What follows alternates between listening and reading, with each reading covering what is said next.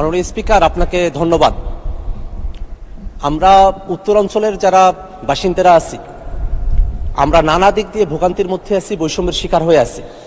গোটা বাংলাদেশের মধ্যে উত্তরাঞ্চল নানা দিক দিয়ে পিছিয়ে আছে।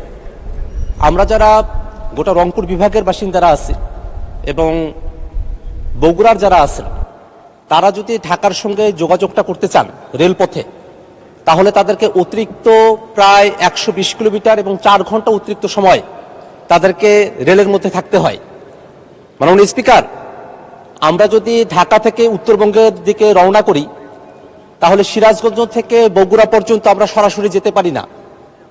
আমাদেরকে বগুড়াও যদি যেতে হয়, তাহলে নওগাঁ, নাটোর, পাবনা 3 জেলা ঘুরে এসে তারপরে আমাদেরকে বগুড়ায় যেতে হয়। এবং এই কারণে যেখানে এখন ঢাকা থেকে বগুড়ার রেলপথের দূরত্ব প্রায় 400 কিলোমিটারের কাছাকাছি, যদি বগুড়া থেকে সিরাজগঞ্জ পর্যন্ত একটা টানা রেল লাইন থাকতো, তাহলে এই দূরত্ব প্রায় 120 কিলোমিটার কমে আসতো। এই দূরত্ব হয়ে দাঁড়াতো তখন 280 কিলোমিটারের কাছাকাছি। এটা আমরা যারা রংপুরের বাসিন্দা আছি তাদের জন্য একই রকমের সত্য। আমাদের ঢাকা থেকে রংপুরের এই রেলপথের দূরত্ব 550 কিলোমিটারের মতো। যদি বগুড়া থেকে সিরাজগঞ্জ পর্যন্ত টানা রেলপথটা নির্মাণ করা হয়, 70 থেকে 80 কিলোমিটারের মতো হবে। তাহলে আমাদের রেলপথের দূরত্ব প্রায় 120 কিলোমিটারের মতো কমে আসবে। আমাদের মাননীয় প্রধানমন্ত্রী এখানে আছেন, তিনি বগুড়ার সন্তান। তিনি সেদিন বগুড়ায় গিয়ে বগুড়া থেকে সিরাজগঞ্জ পর্যন্ত এই টানা যে রেল লাইন আছে সেটা নির্মাণের কথা তিনি বলে এসেছেন।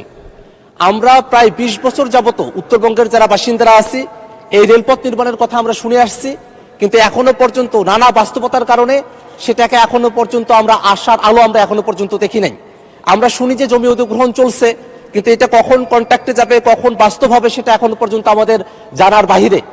যদি উত্তরাঞ্চলের যারা বাসিন্দারা আমরা আছি, রংপুর, গাইবান্ধা, লালমনিরহাট, কুড়িগ্রাম, এই জেলাগুলো, পাশাপাশি দিনাজপুর, ঠাকুরগাঁও, পঞ্চগড়, নীলফামারী, জয়পুরহাট, বগুড়া, পুরো যে অঞ্চলটা আছে উত্তরাঞ্চল, এই উত্তরাঞ্চলের কোটি কোটি মানুষেরা, লাখো লাখো মানুষ যাদেরকে ঢাকা আসা যাওয়া করতে হয়, তারা যদি এই রেলপথ নির্মাণটা করা হয় বগুড়া থেকে সিরাজগঞ্জ পর্যন্ত, তাহলে তারা অনেক ভোগান্তি থেকে তারা রেহাই পাবে। এবং আমাদের উত্তরাঞ্চলের যে কৃষি পণ্যগুলো আছে সেগুলো আমরা খুব সহজে ঢাকা পর্যন্ত আমরা আনা নেওয়া করতে পারবো। এবং এই যে অতিরিক্ত 120 কিলোমিটার চলতে হয়, তার কারণে কিন্তু অতিরিক্ত জ্বালানিও খরচ হয়, অতিরিক্ত ভাড়াও আমাদেরকে দিতে হয়।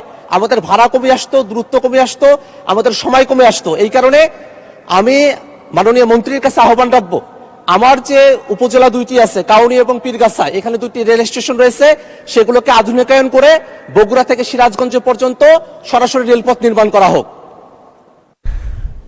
মাননীয় সদস্যবৃন্দ, এই সিদ্ধান্ত প্রস্তাবের উপর 10 জন মাননীয় সদস্য সংশোধনী দিয়েছেন।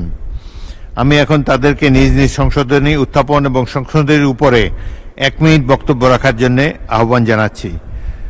প্রথমে এই সুলতান মাহমুদ বাবু, জামালপুর 2। মাননীয় স্পিকার, আপনাকে ধন্যবাদ। মাননীয় স্পিকার, 12 সেপ্টেম্বর 2002 সালে সাবেক 3বারের প্রধানমন্ত্রী বেগম খালেদা জিয়া আমার নির্বাচনী এলাকায় গিয়েছিলেন, আপনার সাথে ছিলেন। ওই সময় আমার স্টেশনটার জরাজীর্ণ অবস্থা দেখার বর্ণনা করার পরে মাননীয় সাবেক প্রধানমন্ত্রী বেগম খালেদা জিয়া তখন বললেন, যদি ওই সময় আমাদের সালাউদ্দিন সাহেব সড়ক মন্ত্রী ছিলেন, বলে সালাউদ্দিন দেখো তো বাবু কি চায়। সেই হিসাবে ওই সময় আমার স্টেশনটা খুব সুন্দর হয়েছিল। পরবর্তী সময়ে ফেসিস্ট ওই স্টেশনের অবস্থা খুব অবস্থা খারাপ করে ফেলেছে। এবং সাথে সাথে আমার নির্বাচনী জামালপুর থেকে বিশেষ করে ঢাকা পর্যন্ত আমরা ডবল চাচ্ছি, আমরা ব্রড গেজ লাইন চাচ্ছি। এই কারণে আমাদের বর্তমানে যে বিমান প্রতিমন্ত্রী, উনি জনাব মোহাম্মদ জাহাঙ্গীর আলী মিয়া, মাদারীপুর 2। মাননীয় স্পিকার, আপনাকে ধন্যবাদ। আমি মোহাম্মদ জাহাঙ্গীর আলী মিয়া, মাদারীপুর 2 সদস্য।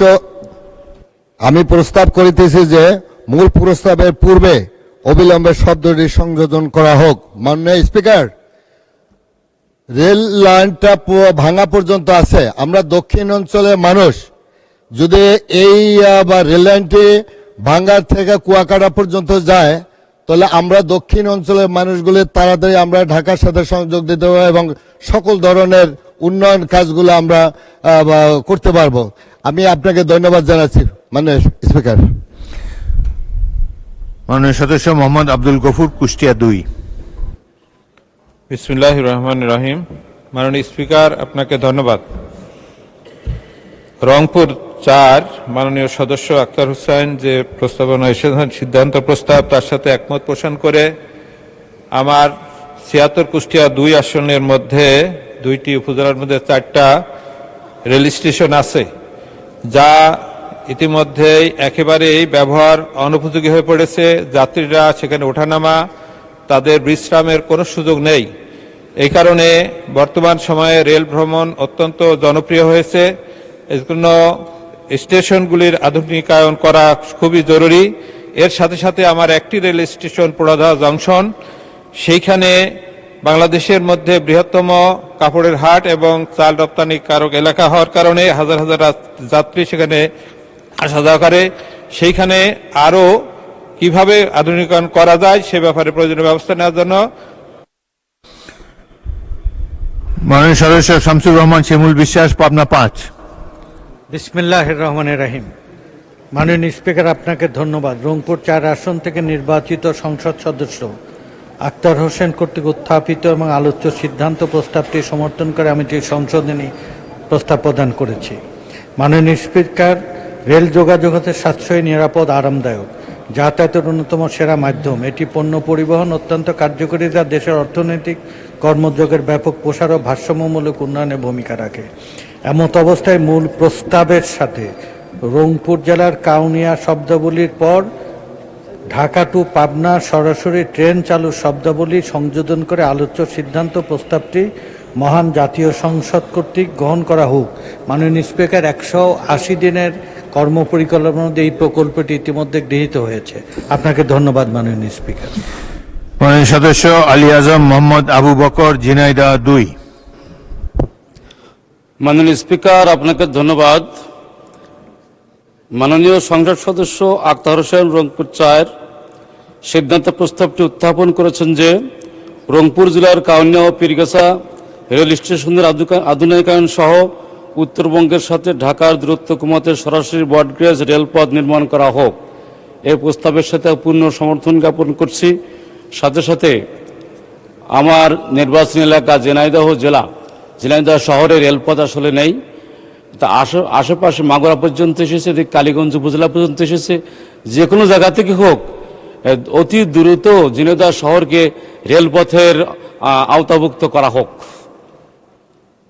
মাননীয় স্পিকার, আপনাকে ধন্যবাদ। মাননীয় সদস্য মোহাম্মদ আফজাল হোসেন, কুষ্টিয়া 4। মাননীয় স্পিকার, আপনাকে ধন্যবাদ। রংপুর 4-এর মাননীয় সংসদ সদস্য জনাব আক্তার হোসেন কর্তৃক উত্থাপিত প্রস্তাবটি সমর্থন করছি। সেই সাথে আমার নির্বাচনী এলাকা কুষ্টিয়া 4-এর কুমারখালী এবং খুকসার সকল স্টেশন আধুনিকরণের করা প্রস্তাব করছি। মাননীয় স্পিকার, আমার নির্বাচনী এলাকায় 3টি রেল স্টেশন আছে। একটি রেল স্টেশনের কোনো প্ল্যাটফর্ম নাই, বাকি 2টার প্ল্যাটফর্ম থাকলেও ট্রেনের তুলনায় প্ল্যাটফর্মটা অনেক নিচু। এখানে আধুনিকতার কোনো ছোঁয়া লাগে নাই। আমি আপনার মাধ্যমে মাননীয় রেলমন্ত্রীর কাছে বিনীত অনুরোধ জানাতে চাই, আমার নির্বাচনী এলাকার 3টি রেল স্টেশনকে আধুনিকরণ করে এলাকার মানুষের যাতায়াতের সুবিধা করে দেওয়ার জন্য বিনীত অনুরোধ জানাচ্ছি। মাননীয় স্পিকার, আপনাকে ধন্যবাদ। মাননীয় সদস্য মোহাম্মদ আনিসুর রহমান, মাদারীপুর 3। মাননীয় স্পিকার, আপনাকে ধন্যবাদ। আক্তার হোসেন রংপুর 4 তার প্রস্তাবনার সাথে একমত পোষণ করছি। পাশাপাশি আমার নির্বাচন এলাকা মাদারীপুর 3, মাদারীপুর সদর কালকিনি হয়ে বরিশাল শহর পর্যন্ত আমরা ফরিদপুরের ভাঙা যে রেল সংযোগটি আছেন সেই রেল সংযোগ থেকে বরিশাল শহর পর্যন্ত রেল সংযোগ স্থাপনের জন্য অনুরোধ করছি। কারণ আমাদের এই এলাকার কৃষি পণ্য, বিশেষ করে ফল এবং সবজি পণ্য পরিবহনের ক্ষেত্রে অনেক ক্ষেত্রে পরিবহনের যে মূল্য আসে তার সাথে যখন পদ্মা সেতুর টোল যোগ